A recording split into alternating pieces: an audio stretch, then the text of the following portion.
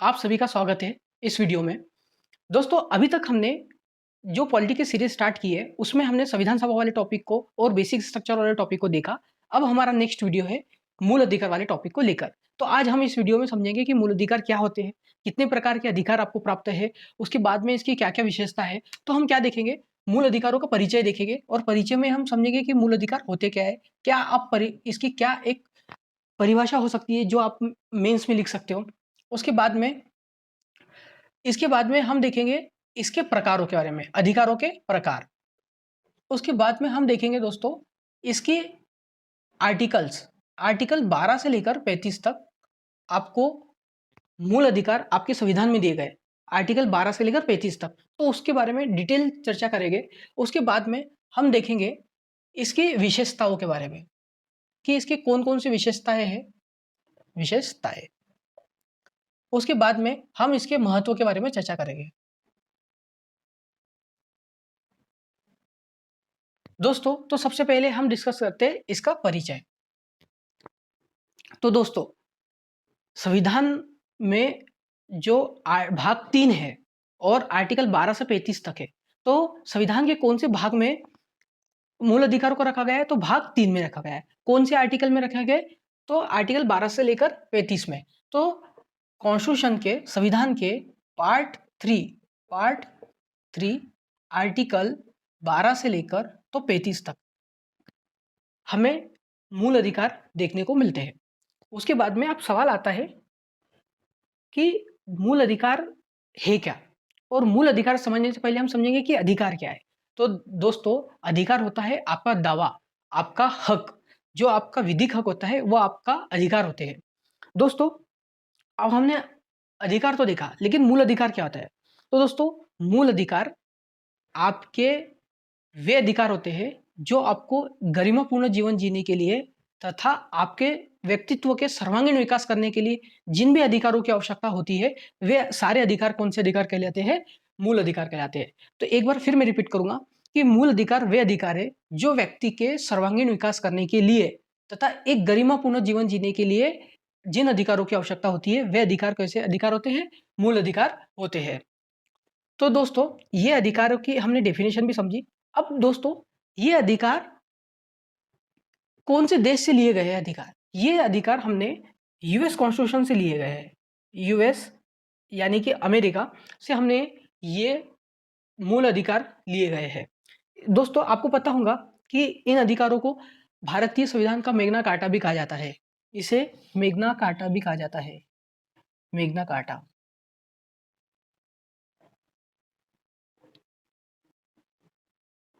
तो दोस्तों, अभी तक हमने क्या समझा? इसका परिचय में हमने देखा कि भाग 3 में इसको मेंशन किया गया है। इसकी हमने डेफिनिशन समझी। उसके बाद में हमने देखा कि यूएस कॉन्स्टिट्यूशन से इसको लिया गया है और इसे मैग्ना कार्टा भी कहा जाता है।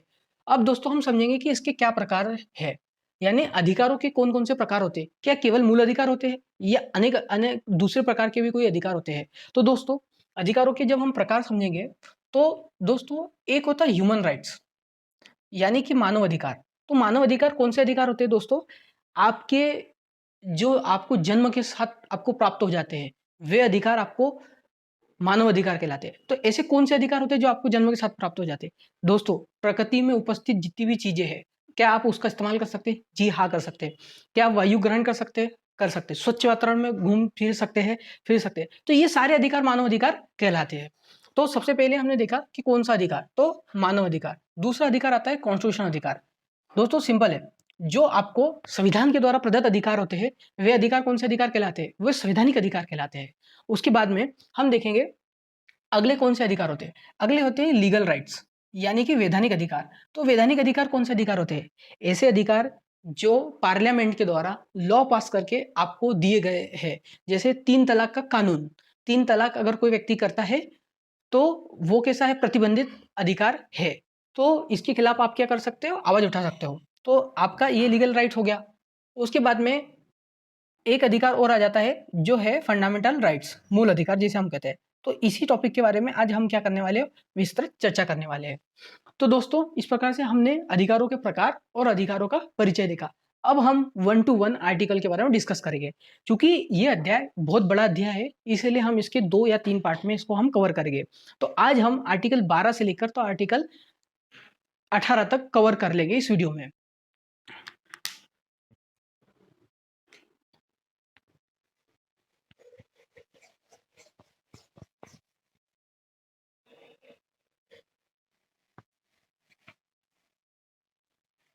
अब डिस्कस करेंगे आर्टिकल 12 को, जिसमें राज्य की परिभाषा दी गई है। आर्टिकल 12 जिसमें राज्य की परिभाषा दी गई है। डेफिनेशन ऑफ स्टेट, राज्य की परिभाषा। तो अब हम समझेंगे राज्य क्या होता है, यहाँ पे राज्य का क्या आशय है। जो वर्तमान में हमें दिखाई पड़ते हैं, एमपी, यूपी, बिहार, गुजरात, क्या वो राज्य होते? नहीं दोस्तों, वो राज्य नहीं होते हैं। यहाँ पर राज्य का अर्थ जो है, जितनी भी जो भी विधि निर्माण करने वाली संस्था हो या विधि क्रियान्वित करने वाली संस्था हो, वे संस्थाएं राज्य का पार्ट आ जाती है। दोस्तों, जितने भी जैसे सेंट्रल गवर्नमेंट प्लस पार्लियामेंट, उसके बाद में स्टेट गवर्नमेंट प्लस विधानसभा या स्टेट लेजिस्लेटिव, उसके बाद में लोकल सेल्फ बॉडीज, स्थानीय निकाय जैसे कि पंचायत, नगर पालिका है। इसके अलावा अन्य सभी निकाय, अन्य सभी निकाय में वैधानिक तथा गैर वैधानिक प्राधिकरण आ जाते हैं। अन्य सभी निकाय जैसे कि भेल, गेल और सेल, तो ये सभी कैसे है? सरकार के पीएसयूज होते हैं। तो ये भी क्या है? राज्य का पार्ट होता है। और सुप्रीम कोर्ट के द्वारा कहा गया है कि वे सभी प्राइवेट इंस्टीट्यूशन जो राज्य के अंतर्गत कार्य कर रहे हैं, राज्य के बतौर कार्य कर रहे हैं, वे सभी भी क्या आ जाते हैं? राज्य का एक भाग है। तो सुप्रीम कोर्ट ने कहा है कि प्राइवेट इंस्टीट्यूशन भी जो बतौर राज्य काम कर रहे हैं, वो क्या कर रहे हैं? वे भी राज्य का पार्ट है। तो दोस्तों, आपको बेस लाइन क्या याद रखनी है? बेस लाइन, एक आधारभूत लाइन ही आपको ये याद रखनी है कि जो भी विधि का निर्माण कर रहा है और विधि का क्रियान्वित करना है, वो क्या है? राज्य है। जिसमें हमने समझा कि state government, central government plus parliament, state government plus Vidhan Sabha और जितनी भी लोकल सेल बॉडीज है, और इसके अलावा जो भी अन्य सभी निकाय है, जो वैधानिक हो सकती है और गैर संवैधानिक हो सकती है, जैसे कि भेल, सेल आदि। सुप्रीम कोर्ट ने कहा है कि प्राइवेट इंस्टीट्यूशन जो बतौर राज्य के अंतर्गत कार्य कर रहे हैं, वे भी क्या हो सकते हैं? राज्य का पार्ट हो सकते हैं। तो दोस्तों, आपको राज्य क्यों समझना है? आर्टिकल 12 क्यों दिया गया है? आर्टिकल 12 इसलिए दिया गया है क्योंकि आर्टिकल 12 और 13 के बाद में अधिकार, मूल अधिकार स्टार्ट हो रहे, और मूल अधिकार की रक्षा कौन करेगा? मूल अधिकारों की रक्षा करेगा सुप्रीम कोर्ट। और सुप्रीम कोर्ट रक्षा इसलिए करेगा क्योंकि जो राज्य है, वो राज्य के विरुद्ध हमको मूल अधिकार प्राप्त है। तो राज्य के विरुद्ध हमें मूल अधिकार प्राप्त है, और मूल अधिकारों की सुरक्षा के लिए हमें पता होना चाहिए कि राज्य कौन है और कौन हमारे अधिकारों को छीन रहा है, कौन हनन कर रहा है। इसके लिए हमें राज्य की परिभाषा समझना अति आवश्यक थी। तो आर्टिकल 12 से हमने राज्य की परिभाषा को क्या हुआ? समझा। तो आर्टिकल 12 हमने समझा। अब हम समझेंगे आर्टिकल 13 क्या होता है।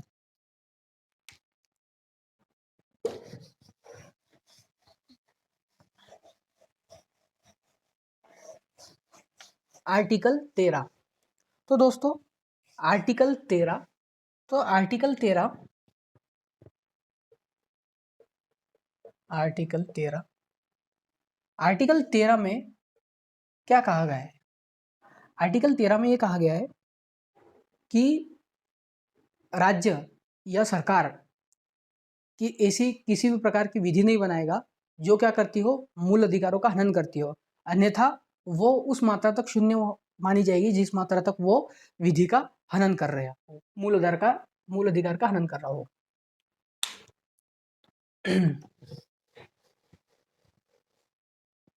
तो दोस्तों अब हम समझेंगे आर्टिकल 13। और आर्टिकल 13 कहता है कि सरकार किसी भी प्रकार की ऐसी विधि का निर्माण नहीं करेगी जो मूल अधिकारों को क्या करती हो, हनन करती हो।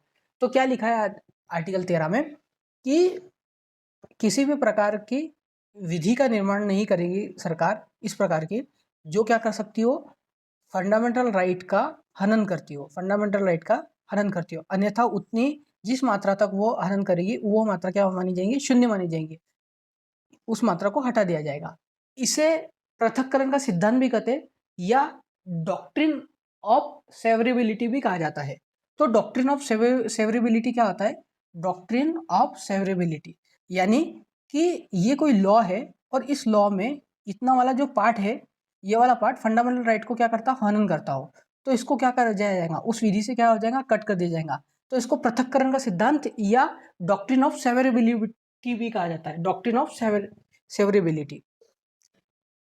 तो ये हो गया दोस्तों। अब इसके बाद में दूसरा है डॉक्ट्रिन ऑफ इक्लिप्स।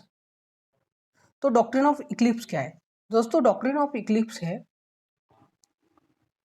संविधान के पूर्व जो भी विधियां बनी थी, संविधान के पूर्व मान लो कि ये विधियां बनी थी और इस विधि अभी क्या हो गया, जब से फंडामेंटल राइट संविधान बनने के बाद फंडामेंटल राइट आए तो उसके ऊपर फंडामेंटल राइट आ गए उन विधियों के ऊपर जो संविधान के पूर्व थी। अब क्या होगा आगे चल के, अगर इन विधियों को फंडामेंटल राइट को अमेंडमेंट करती है सरकार तो ये वापस क्या आ जाएंगी, ऊपर आ जाएंगी और वापस रोल में आ जाएंगी। तो इसका मतलब क्या है कि कुछ समय के लिए फंडामेंटल राइट ने क्या कर दिया, ग्रहण लगा दिया है उन विधियों के ऊपर, संविधान के पूर्वोत्तर विधियों के ऊपर। तो इसी क्या कहा जाता है, डॉक्ट्रिन ऑफ इक्लिप्स कहा जाता है। यानी कि ये विद्या खत्म नहीं हुई है, ये विधियों के ऊपर कुछ समय के लिए क्या लगा है, ग्रहण लगा है। तीसरा सिद्धांत है अधित्याग का, डॉक्ट्रिन ऑफ वेवर का, डॉक्ट्रिन ऑफ वेवर का, यह अधित्याग का सिद्धांत है। यह सिद्धांत क्या कहता है, यह सिद्धांत कहता है कि पहली बात तो यह सिद्धांत यूएसए में है, इंडिया में नहीं है। यह सिद्धांत यूएसए में है, इंडिया में नहीं है दोस्तों। यह सिद्धांत क्या कहता है, यह सिद्धांत ये कहता है कि आप चाहो तो आपकी इच्छा के अनुसार आप आपके मूल अधिकारों को त्याग सकते हो, परंतु यह यूएसए में है, अपने इंडिया में नहीं है। कैसा जीवन होगा मूल अधिकारों के त्यागने के बाद। तो दोस्तों इस प्रकार से आर्टिकल 12 और आर्टिकल 13 को हम समझ रहे हैं। आर्टिकल 13 में हमने समझा कि सरकार ऐसी कोई विधि नहीं बनाएगा जो फंडामेंटल राइट का क्या करती हो, हनन करती हो, अन्यथा उतना उसका क्या कर दिया जाएगा, पृथक्करण कर दिया जाएगा। तो एक पृथक्करण का सिद्धांत हमने समझा, अनाच्छादन का सिद्धांत समझा, अधित्याग का हमसे सिद्धांत समझा, और एक होता है पुनर्अवलोकन का सिद्धांत। आर्टिकल 13 के तहत ही वास्तविक रूप से पुनर्अवलोकन का सिद्धांत आता है और न्यायपालिका को एक पावर मिलती है न्याय समीक्षा की। अगर कोई लॉ असंगत है तो उस लॉ का जुडिशियल रिव्यू कर सकती है, न्यायिक समीक्षा कर सकती है। कौन, सुप्रीम कोर्ट कर सकता है और उसको जा सकता है। अगर वो सही हो तो उसको वैलिड, अगर वो गलत हो तो उसको अवैध या अनवैलिड ठहरा सकती है। वो एक सिद्धांत क्या कहलाता है, न्यायिक पुनर्अवलोकन का सिद्धांत कहलाता है। दोस्तों इसके साथ में हमने देखा कि लीगल था जो फंडामेंटल राइट का हनन नहीं कर सकता था, जो विधि थी जो इसका हनन नहीं कर सकती थी। तो इस विधि का भी तो कोई अर्थ होगा। तो क्या अर्थ होता है इस विधि का, इस विधि का हम अर्थ समझते हैं। विधि का अर्थ हम ये होता है, विधि की 4 प्रकार होते हैं दोस्तों। विधि 4 प्रकार की हो सकती है। एक हो सकती है परमानेंट विधि या परमानेंट लॉ। तो परमानेंट लॉ ये ऐसे हिंदी में स्थायी लॉ कहते हैं, स्थायी विधि कहते हैं। तो स्थायी विधि ऐसी विधि होती है जो पार्लियामेंट के द्वारा पास की जाती है। ठीक है, पार्लियामेंट के द्वारा पास किए गए कानूनों को हम स्थायी विधि कह सकते हैं। उसके बाद में दूसरी विधि होती है टेम्परामेंट लॉ या अस्थायी विधि। अस्थायी विधि कैसी विधि होती है दोस्तों, अस्थायी विधि का अर्थ होता है कि राष्ट्रपति के द्वारा जो अध्यादेश जारी किए जाते हैं वो अस्थायी विधि में आ जाते हैं। तो अस्थायी विधि में कौन सा आ जाते हैं, ऑर्डिनेंस। ठीक है, तीसरी विधि कौन सी होती है दोस्तों, तीसरी विधि होती है डेलीगेटेड लेजिस्लेशन। अब डेलीगेटेड लेजिस्लेशन इसे हिंदी में कहते हैं प्रत्याजित विधायन। अब प्रत्याजित विधायन क्या होते हैं दोस्तों, कार्यपालिका के ऊपर कार्यभार की अधिकता के कारण वह कुछ काम दूसरी संस्था को सौंप देती है, तो वो ही क्या कहलाता है, डेलीगेटेड लेजिस्लेशन या प्रत्याजित विधान कहलाते हैं। इसका प्रैक्टिकल उदाहरण मैं आपको बताता हूँ कि जैसे हमारे प्राइम मिनिस्टर है, अब प्राइम मिनिस्टर के पास में कार्यभार की अधिकता होने के कारण वो किसी मीटिंग में नहीं जा पा रहे और वो अपने स्थान पर किसी और को भेज देते हैं, जैसे एनएसए हो गया, हमारे विदेश मंत्री हो गए, उनको भेज दिए जाते हैं। तो उन्होंने क्या किया, अपने कार्यभार को सौंप दिया दूसरे को। तो ये क्या कहलाता है, डेलीगेटेड लेजिस्लेशन या प्रत्याजित विधान। बहुत इंपॉर्टेंट टर्म है दोस्तों, अनेक बार ये हमारे प्रीवियस ईयर में पूछी गई है और आगे भी पूछी जा सकती है।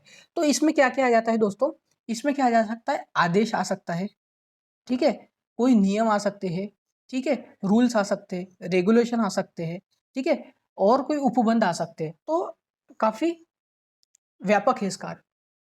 उसके बाद में कोई रूढ़ि या परंपरा, किसी विधि का कोई स्रोत होता है जो आगे चल के रूढ़ि या परंपरा बन जाती है, वो भी क्या कहलाती है, हमारी विधि कहलाती है। तो इस प्रकार से हमने विधि का व्यापक अर्थ समझा। विधि 4 अर्थों में होती है, परमानेंट, टेम्पररी, डेलीगेटेड और रूढ़ि के रूप में। तो इस प्रकार से हमने विधि को समझा और आर्टिकल 13 को समझने की कोशिश करी। तो आर्टिकल 13 एक लाइन में क्या कहता है कि ऐसी कोई भी विधि का निर्माण सरकार नहीं करेंगी जो तुम्हारे फंडामेंटल राइट का क्या करती हो, हनन करती हो। सिंपल। आर्टिकल 13 के बाद में हम आर्टिकल 14 समझेंगे जो काफी महत्वपूर्ण है।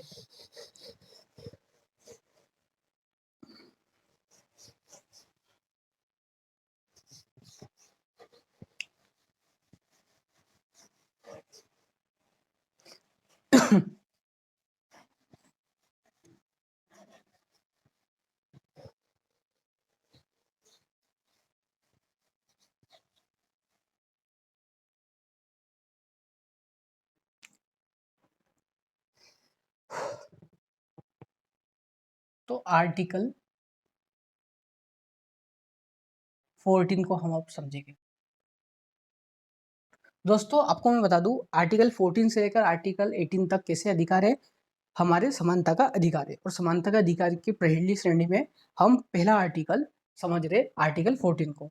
तो आर्टिकल 14 क्या कहता है, आर्टिकल 14 ये कहता है कि राज्य किसी भी व्यक्ति को विधि के समक्ष क्षमता तथा विधि के समान संरक्षण से क्या नहीं करेगा, वंचित नहीं करेगा। राज्य किसी व्यक्ति को विधि के समक्ष क्षमता तथा विधियों के समान संरक्षण से क्या नहीं करेगा, वंचित नहीं करेगा।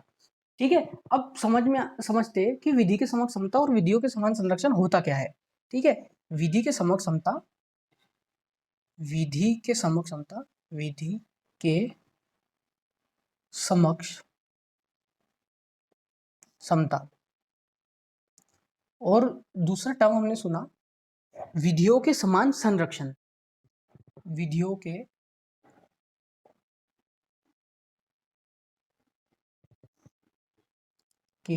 समान संरक्षण। बहुत इंपॉर्टेंट कॉन्सेप्ट है दोस्तों, ये ध्यान से इसे सुनिएगा। दोस्तों जो विधि के समक्ष समता है, इसका अर्थ आप ये भी समझ सकते हो कि विधि का शासन, विधि का शासन, विधि का शासन। और विधि के शासन में क्या होता है दोस्तों, जो भी विधि में लिखा गया है, जो भी विधि में लिखा गया है उसी के अनुसार शासन होगा, उसमें तुम अलग से अपना कोई निहितार्थ नहीं ऐड करोगे। ठीक है, तो विधि का शासन है कि विधि में जो लिखा गया है उसी के अनुसार शासन होगा। यानी कि आप ये समझ सकते हो कि कोई एक व्यक्ति जो अमीर हो या गरीब हो, ऊंचा हो नीचा हो, कोई मतलब नहीं, अधिकारी हो गैर अधिकारी हो, सभी विधि के समक्ष क्या है, समान है। यही क्या होता है, विधि के समक्ष समता। इसे इंग्लिश में इक्वेलिटी बिफोर लॉ भी कहते हैं, इक्वेलिटी बिफोर लॉ। तो दोस्तों विधि का शासन भी इसी के तहत कॉन्सेप्ट आया हुआ है। और इसके तहत देखा कि कोई भी व्यक्ति जो अधिकारी हो गैर अधिकारी हो, है ना, ऑफिसर हो या नॉन ऑफिसर हो, ठीक है, चाहे अमीर हो चाहे रिच हो या पुअर हो, ठीक है, कोई मैटर नहीं करेगा, सभी विधि के समक्ष कैसे होंगे, समान होंगे। चाहे आप सलमान खान हो, चाहे आप अंबानी हो, या चाहे आप आम व्यक्ति हो, रिक्शा चालक हो, देर इज नो मैटर, आप विधि के समक्ष क्या होंगे, समान होंगे। आपके लिए समान कानून को क्या किया जाएगा, लागू किया जाएगा। और यही क्या कहता है, ये वाला लॉ कहता है विधि के समक्ष समता वाला। अब ये जो लॉ है दोस्तों, ये कहाँ से लिया गया है, ये ब्रिटेन से लिया गया है। ये कॉन्सेप्ट हमने कहाँ से लिया गया है, ब्रिटेन से लिया गया है। उसके बाद में ये कॉन्सेप्ट अपने आप में एक नकारात्मक कॉन्सेप्ट है। कैसा है? नकारात्मक। मैं आपको बताऊंगा कि ये कैसे नकारात्मक कॉन्सेप्ट है। दोस्तों, उससे पहले हम ये समझते हैं कि विधि का शासन क्या है। विधि का विधि के समान संरक्षण क्या है। तो विधि के समान संरक्षण, ये वाला जो कॉन्सेप्ट है, हमने ये कहाँ से लिया गया है? यूएसए से लिया गया है, और ये एक पॉजिटिव कॉन्सेप्ट है। क्यों पॉजिटिव कॉन्सेप्ट है दोस्तों? अभी हम समझते हैं इसको। क्योंकि दोस्तों, यहाँ पर ये देखा जाता है, आपकी विधि तो है, लेकिन विधि लागू करने के समय परिस्थिति कैसी है।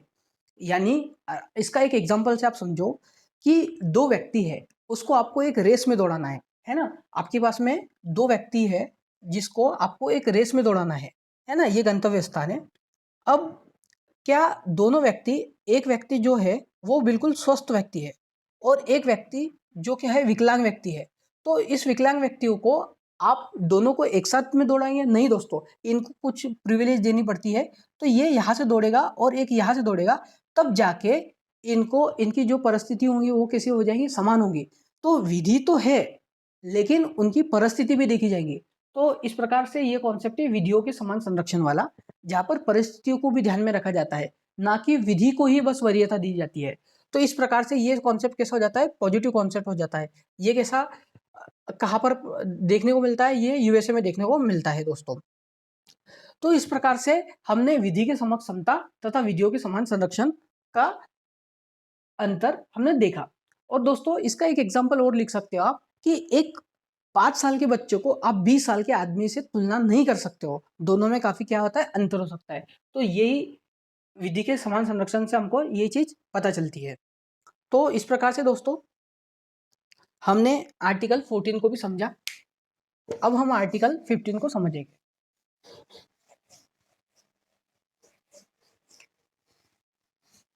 हाँ, इसमें कुछ अपवाद है दोस्तों, जैसे कि आर्टिकल 14 के कुछ अपवाद है।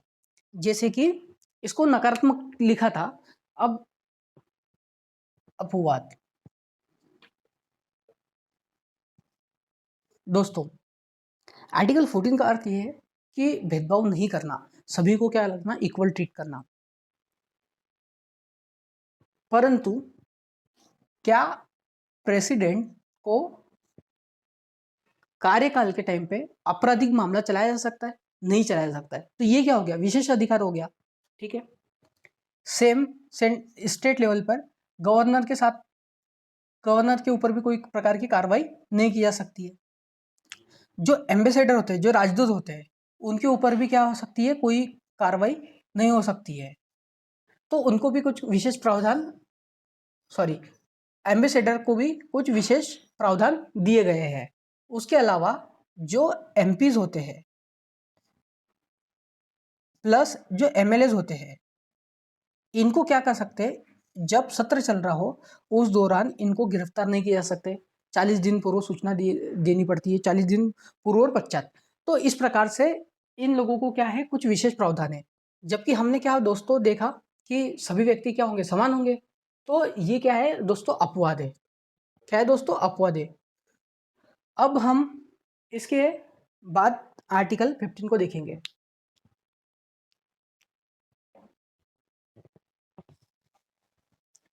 चूंकि दोस्तों आर्टिकल 14 में विधि के समक्ष समता में केवल विधि को वरीयता दी जा रही है, ना कि परिस्थितियों को देखा जा रहा है, इसीलिए वो क्या है? एक नकारात्मक कॉन्सेप्ट है।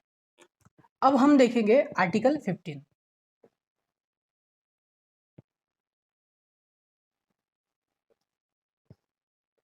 आर्टिकल 15, तो आर्टिकल 15 क्या कहता है? आर्टिकल 15 ये कहता है कि राज्य के द्वारा केवल धर्म, जाति, लिंग, वंश, मूल वंश के आधार पर, जन्म स्थान के आधार पर किसी नागरिक के साथ में भेदभाव नहीं करेगा। चाहे वो नागरिक भी हो सकता है और गैर नागरिक भी हो सकते हैं, यह दोनों के लिए एप्लीकेबल है। तो क्या है? राज्य क्या करेगा? केवल केवल धर्म, जाति, लिंग, जन्म स्थान और मूल वंश, इसके आधार पे क्या नहीं कर सकता है, भेदभाव नहीं कर सकता है। कौन? राज्य। तो यहां पर एक शब्द लिखा है केवल, तो क्या केवल इनके अलावा किसी आधार पे कर सकता है? तो जी हाँ, कर सकता है। शैक्षणिक आधार पे कर सकता है, शारीरिक आधार पे कर सकता है, तो इस आधार पे भेदभाव कर सकता है राज्य। तो ये व्यवस्था कहां पर दी है? आर्टिकल 15(1) में। ठीक है, अब आर्टिकल 15(2) समझेंगे हम। तो आर्टिकल 15(2) क्या कहता है कि सार्वजनिक स्थानों पर, सार्वजनिक स्थानों पर जो भी मनोरंजन के सार्वजनिक स्थान होते हैं या सार्वजनिक स्थान होते हैं, उसके ऊपर किसी व्यक्ति के ऊपर राज्य क्या नहीं कर सकता है, रोक नहीं सकता है, भेदभाव नहीं कर सकता है, इसके वो यहाँ पर जाने से रोक नहीं कर सकता, प्रतिबंधित नहीं कर सकता है। उसके अलावा सार्वजनिक उपयोग करने वाली, जैसे तालाब हो गए, नदी हो गई, सड़क हो गए, तो यहाँ पर भी क्या कर नहीं सकता, प्रतिबंधित नहीं कर सकता है। तो सड़क हो गया, तालाब हो गई, है ना, सड़क, तालाब,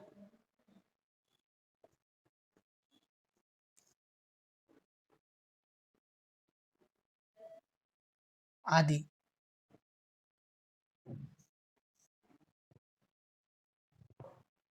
इनका उपयोग करने से राज्य क्या नहीं कर सकता है, रोक नहीं कर सकता है। और व्यक्ति भी दूसरे व्यक्ति के साथ में क्या नहीं कर सकता है, भेदभाव नहीं कर सकता है।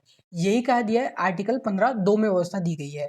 ठीक है दोस्तों, अब सार्वजनिक स्थानों में ये आ गया। उसमें जैसे और चीजें आ जाती है, जैसे दुकान, रेस्टोरेंट आदि इसमें आ जाता है। अब आर्टिकल 15(3) हम देखेंगे। ठीक है, आर्टिकल 15(3) क्या है दोस्तों? आर्टिकल 15(3) अपवाद है, समानता का अपवाद है। कैसे अपवाद है दोस्तों, देखते हैं। यहाँ पर ये लिखा है कि जितने भी विमेंस हो गई और चिल्ड्रंस हो गए, जो भी बच्चे हो गए, महिला हो गई, बच्चे हो गए, इनके विशेष उत्थान के लिए क्या कर सकता है, राज्य क्या कर सकता है, उपाय कर सकता है। विशेष उत्थान के लिए किसी प्रकार की योजना, कार्यक्रम करवा सकता है। तो दोस्तों आर्टिकल 15(3) में क्या लिखा है, महिलाओं और बच्चों के लिए राज्य क्या कर सकता है, विशेष उपबंध कर सकता है। तो ये भेदभाव नहीं माना जाएगा, इसीलिए ये क्या एक प्रकार का अपवाद है, आर्टिकल 15(3). अब आर्टिकल 15(4) देखते हैं। आर्टिकल 15(4) क्या है दोस्तों? आर्टिकल 15(4) है कि शैक्षणिक, सामाजिक और शैक्षणिक रूप से पिछड़े, ठीक है, सोशल तथा educational, social plus educational backward लोगों के लिए राज्य क्या कर सकता है, स्टेट क्या कर सकता है, विशेष उपबंध कर सकता है, उनके उत्थान के लिए विशेष उपबंध कर सकता है। तो ये भी क्या माने, ये भी अपवाद नहीं माना जाएगा दोस्तों। अब आर्टिकल 15(5), दोस्तों आर्टिकल 15(5) क्या है, इसे जोड़ा गया था और 93 कॉन्स्टिट्यूशन अमेंडमेंट के द्वारा इसको वैलिड ठहराया गया था कि क्या शैक्षणिक संस्थानों में आरक्षण दिया जा सकता है, सॉरी, प्राइवेट शैक्षणिक संस्थानों में आरक्षण। तो शैक्षणिक संस्थानों में आरक्षण तो यहाँ से मिल जाता है, कहाँ से, यहाँ से, लेकिन प्राइवेट में जो मिलता है इनको, तो प्राइवेट में यहाँ मिलता है और इसको वैलिड कौन ठहराता है, 93rd कॉन्स्टिट्यूशन अमेंडमेंट। उसके बाद में आर्टिकल 15(6) आ जाता है। और 15(6) क्या है, जो EWS के लिए, जो आर्थिक रूप से वीकर सेक्शन है, उनके लिए क्या है, विशेष प्रावधान किए गए हैं। इनके लिए जो 10% का जो आरक्षण है वहाँ से आता है, एजुकेशनल रूप में यहाँ पर लागू होता है। तो दोस्तों हमने क्या समझा, आर्टिकल 15 को हमने समझा। आर्टिकल 15(1) में हमने समझा कि राज्य किसी भी आधार पर, हमने कुछ बेसिस देखे, 5 आधार देखे हमने, उस आधार पे क्या नहीं कर सकता है, विभेद नहीं कर सकता है व्यक्तियों के साथ में। उसके बाद में हमने आर्टिकल 15(2) देखा, जिसमें सार्वजनिक स्थानों पे जाने से रोक नहीं सकता है, जैसे कि कोई पार्क हो गया, उद्यान हो गई, है ना। उसके बाद में कुछ जैसे तालाब हो गए, दुकान हो गई, रेस्टोरेंट हो गई, यहाँ पर किसी के साथ में, कोई व्यक्ति व्यक्ति के साथ में भी या राज्य व्यक्ति के साथ में भी क्या नहीं कर सकता है, विभेद नहीं कर सकता है, भेदभाव नहीं कर सकता है। ठीक है दोस्तों, 15(2). 15(3) में हमने देखा कि ये अपवाद था दोस्तों, एक्सेप्शन। तो यहाँ पे क्या था, महिलाओं और बच्चों के लिए क्या कर सकते हैं, उनके विशेष उत्थान के लिए क्या कर सकता है, प्रावधान कर सकता है। 15(4) में हमने देखा शैक्षणिक और एजुकेशनल रूप में राज्य पिछड़ी, शैक्षणिक शैक्षणिक और सामाजिक रूप से पिछड़े वर्गों के लिए उत्थान के लिए कुछ नियम बना सकता है। उसके बाद में हमने देखा कि प्राइवेट इंस्टीट्यूशन में आरक्षण की व्यवस्था कर दी गई इन वर्गों के लिए। 15(6) में ईडब्ल्यूएस को 10% का आरक्षण कहाँ पर, शिक्षण संस्थानों में प्रोवाइड किया गया है। तो इस प्रकार से हमने आर्टिकल 15 को भी देखा। अब हम डिस्कस करेंगे आर्टिकल 16 को।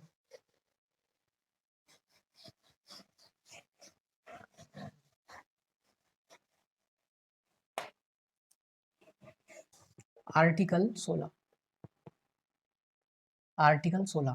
तो आर्टिकल 16(1) क्या कहता है? आर्टिकल 16(1) कहता है कि लोक नियोजन में अवसर की समता, अर्थात रोजगार के अवसरों सभी के लिए कैसे होंगे? समान होंगे।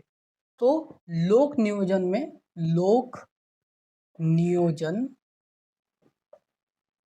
में अवसर की समता, अवसर की क्या रहेगी? समता। आर्टिकल 16(1). आर्टिकल 16(2) क्या कहता है कि राज्य केवल धर्म, जाति, मूलवंश,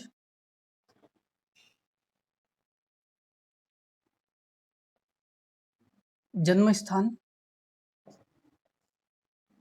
धर्म, जाति, मूलवंश, जन्म स्थान प्लस उद्भव और निवास लिंग के आधार पे क्या नहीं कर सकता है? भेदभाव नहीं कर सकता है। ठीक है दोस्तों। अब इसके बाद में आर्टिकल 16(3). आर्टिकल 16 में है कि संसद चाहे तो विधि निर्माण करके भेदभाव कर सकती है। संसद चाहे तो किसी राज्य के मांग के आधार पर नियम बनाकर भेदभाव कर सकती है, यानी कि रोक लगा सकती है। किसके आधार पर? निवास स्थान के आधार पर।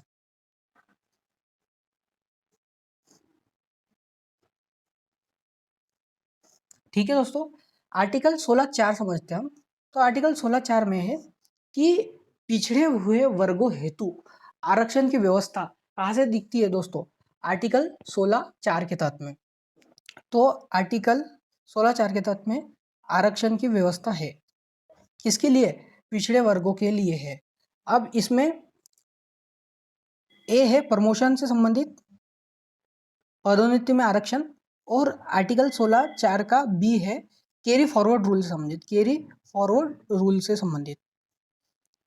ठीक है दोस्तों। तो आर्टिकल 16(1) देखा, 16(2) देखा, 16(3) देखा, 16(4) देखा। ठीक है। और आर्टिकल 16(5) है। आर्टिकल 16(5) ये कहता है दोस्तों कि राज्य धर्म के आधार पर भेदभाव कर सकता है। राज्य क्या कर सकता है? धर्म के आधार पर भेदभाव कर सकता है। राज्य क्या कर सकता है? धर्म के आधार पर भेदभाव कर सकता है। जैसे कि कोई धार्मिक संस्थान है या कोई धार्मिक लोग, जैसे कोई विशेष वर्ग हो गया, कोई एक धार्मिक विशेष वर्ग हो गया, वो उस वर्ग के नेतृत्वकर्ता को अपने में से चुन सकता है। तो इस प्रकार से वो व्यवस्था है। तो धर्म के आधार पर भेदभाव कर सकते हैं। ठीक है। तो धर्म के आधार पे भेदभाव कर सकते हैं। ये कहाँ रखा है? 16(5) में। और आर्टिकल 16(6) में है ईडब्ल्यूएस के 10% से संबंधित का प्रावधान। तो आर्टिकल 16(6) में ईडब्ल्यूएस वाला प्रावधान है। तो दोस्तों हमने आर्टिकल 16 को भी समझा।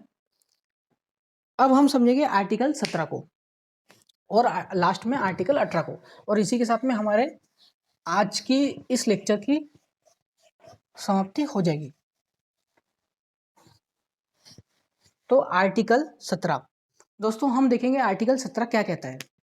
तो आर्टिकल 17 आर्टिकल 17 दोस्तों आर्टिकल 17 क्या कहता है? अस्पृश्यता का अंत। आर्टिकल 17 में क्या लिखा गया है? अस्पृश्यता का अंत।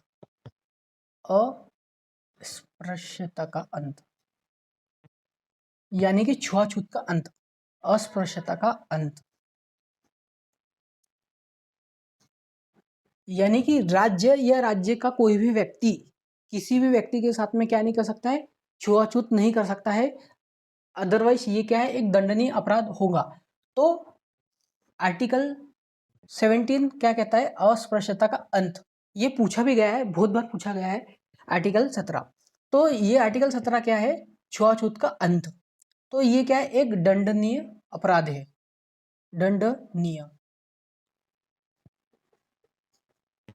दंडनीय अपराध है छुआछूत। उसके बाद में दोस्तों, क्या इस छुआछूत के लिए सरकार विधि बनाएगी? हाँ, इसमें दंडनीय अपराध के हेतु सरकार को विधि बनाने का हक दिया गया है कि छुआछूत खत्म करने के लिए विधि का निर्माण कर सकते हैं।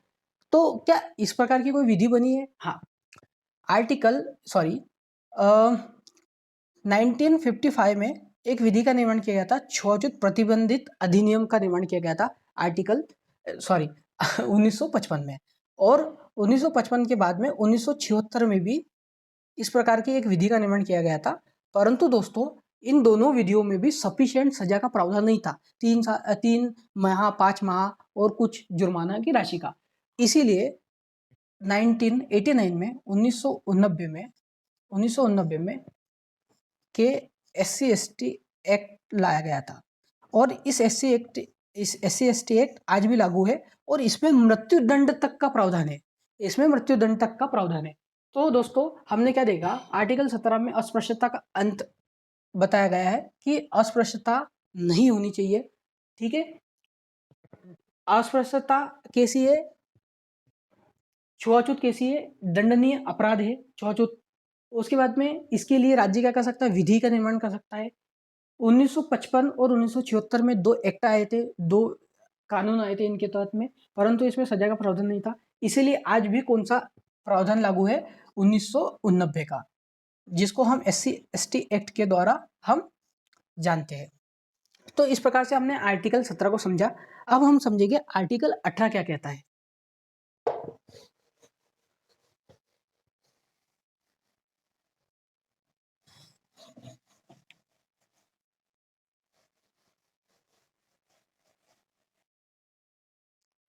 तो आर्टिकल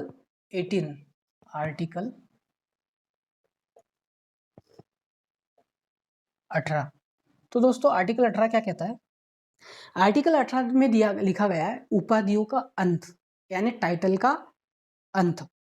क्यों टाइटल का अंत? दोस्तों, ब्रिटिश काल में नाइटहुड, केसर हिंद, राय, अनेक प्रकार की उपाधि दी जाती थी और इस उपाधि से कोई बड़ा कोई छोटा इस प्रकार से प्रतीत होता था। तो ये समानता के निशानी नहीं है, इसीलिए संविधान में आर्टिकल 18 में उपाधियों का अंत लिख के टाइटल का एबोलिश कर दिया गया है। तो आर्टिकल 18 क्या कहता है, उपाधियों का अंत। आर्टिकल 18 कहता है उपाधियों का अंत। तो क्या किसी भी प्रकार की उपाधि नहीं दी जा सकती है? दोस्तों, सेना और शिक्षा को छोड़ के किसी भी प्रकार की उपाधि क्या है, एबोलिश है, उसका क्या है, अंत है। तो किसको छोड़ के, सेना या शिक्षा में। तो सेना और शिक्षा में किस प्रकार की उपाधि दी जा सकती है? आपने सुना होगा लेफ्टिनेंट, आपने सुना होगा कर्नल। तो ये क्या है, उपाधि तो है दोस्तों। तो इस प्रकार की उपाधि सेना में दी जा सकती है। दूसरा का शिक्षा में, जैसे टीचर्स, प्रोफेसर्स और एक्सेट्रा। तो ये क्या है दोस्तों, ये उपाधि तो है। तो इस प्रकार की सेना और शिक्षा को छोड़ के किसी भी प्रकार की उपाधि क्या है, उसका अंत कर दिया गया, उसकी उपाधि लेना अपराध है। अब दोस्तों, क्या विदेश द्वारा किसी व्यक्ति को कोई उपाधि दी जा रही है तो उसको ले सकता है? दोस्तों, एक कंडीशन में ले सकता है, वो प्रेसिडेंट के द्वारा, प्रेसिडेंट के सहमति से, प्रेसिडेंट की सहमति दोस्तों याद रखना, प्रेसिडेंट की सहमति से वो प्राप्त कर सकता है, परंतु अपने नाम के साथ में उसका इस्तेमाल नहीं कर सकता। ठीक है। अब इसके अलावा दोस्तों, आप देखते होंगे कि कुछ अवार्ड्स दिए जाते हैं, जैसे पद्मश्री, पद्म भूषण, भारत रत्न। तो आप कहोगे कि क्या ये भी तो उपाधि है एक प्रकार की? परंतु दोस्तों, इसके ऊपर काफी विवाद चले और विवाद से ये बात निष्कर्ष में आई कि जो पद्मश्री, जो पद्म अवार्ड्स जो है और जो भारत रत्न ये है, ये किसी प्रकार की उपाधि नहीं है, ये क्या है, अवार्ड है। तो जितने भी पद्म अवार्ड्स है और जो भी भारत रत्न वाले अवार्ड है, भारत रत्न वाले, इनको किस श्रेणी में रखा, भारत रत्न अवार्ड्स की श्रेणी में रखा। और ये भी कहा गया इसके बाद में कि जब से इनको अवार्ड प्राप्त होंगे और इनके मरण तक, जब तक वो उनका अंत नहीं हो जाता, तब तक वो किसी भी प्रकार के अपने नाम के साथ में, नाम के आगे या पीछे इसका इस्तेमाल नहीं करेंगे। यानी कि मान लो कि सचिन तेंदुलकर को भारत रत्न का क्या प्राप्त है, अवार्ड प्राप्त है, तो वो भारत रत्न प्राप्त सचिन तेंदुलकर आगे या पीछे उसके नाम के साथ में इस्तेमाल नहीं कर सकता दोस्तों। तो इस प्रकार से आर्टिकल 18 में भी हमने क्या देखा, उपाधियों का अंत के साथ में आर्टिकल 18 उपाधियों का अंत बताता है, जिसमें हमने देखा कि सेना और शिक्षा के अलावा किसी भी प्रकार के उपाधि नहीं ली जा सकती। इस प्रकार से हमने आर्टिकल 18 को भी समझा दोस्तों। आशा करता हूँ कि आपको सारे आर्टिकल अभी तक जितने भी बताए गए हैं, आर्टिकल 12 से लेकर 18 तक एक एक सारे स्पष्ट हुए होंगे। और हमने अभी तक उसकी डेफिनेशन, परिचय, संविधान सभा मूल अधिकारों का परिचय, उसके बाद में हमने मूल अधिकारों के प्रकार देखे, प्रकारों के बाद में आर्टिकल समझा। आर्टिकल में हमने पहला 12 और 13 समझा, 12 और 13 के बाद में आर्टिकल 14 से 18 तक हमने समानता के अधिकार समझे। ये 6 मूल अधिकारों में से पहला अधिकार हमने समझा। अब हम नेक्स्ट वीडियो में स्वतंत्रता के अधिकार के साथ में उसको कंटिन्यू करेंगे। तो इसी के साथ में इस वीडियो की हम समाप्ति करते हैं। जय हिंद।